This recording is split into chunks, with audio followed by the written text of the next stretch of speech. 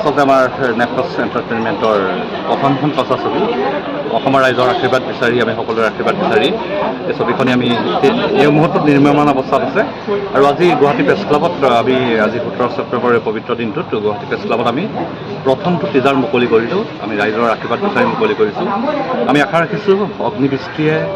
অসমৰ দৰ্শক ৰাইজৰ মন অগ্নিবৃষ্টি বাবে আপোনালোকক অসমৰ সকলো আপোনালোকৰ চেনেলৰ যোগেদি অনুৰোধ কৰিছোঁ সকলোৱে যাতে অগ্নিবৃষ্টিক আগুৱাই নিয়ে আমাক আশীৰ্বাদ কৰে আমাক শুভকামনা দিয়ে আৰু অনাগত দিনত